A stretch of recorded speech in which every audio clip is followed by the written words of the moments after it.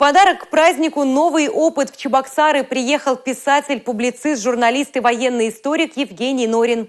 Для пресс-секретарей СМИ Чувашии он провел мастер-классы и ответил на волнующие вопросы. Про СВО я точно писать буду, но проблема в том, что, во-первых, сейчас конфликт еще не закончился.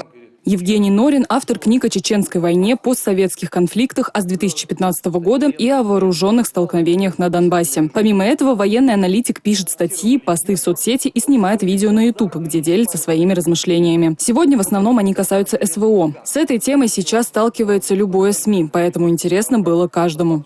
Наша задача найти именно какие-то яркие образы, потому что, смотрите, образ бронзового солдата, который сражается с фашизмом, он проблематичен главным образом тем, что он не очень жизненный. Люди сочувствуют людям. То есть люди готовы сопереживать людям, люди не готовы сопереживать бронзовой фигуре.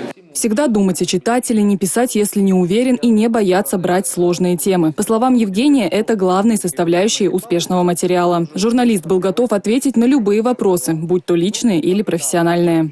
В контексте нынешней информационной войны как перестать отпугивать зрителя от телевизора? Комбинировать, собственно, ТВ-картинку со всеми остальными видами контента, потому что, действительно,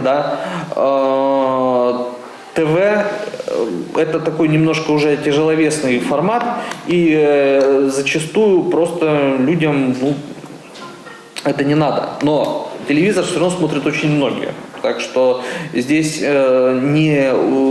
не угрожает полное исчезновение, надо просто хорошо делать свою работу. Пиар-специалисты и журналисты узнали множество профессиональных приемов, которые теперь смогут использовать в своем деле. Однако всего мы раскрывать не будем. Пусть это будут маленькие секреты представителей медиасообщества. Анна Центовская, Алексей Зотиков, Сергей Емельянов. Республика.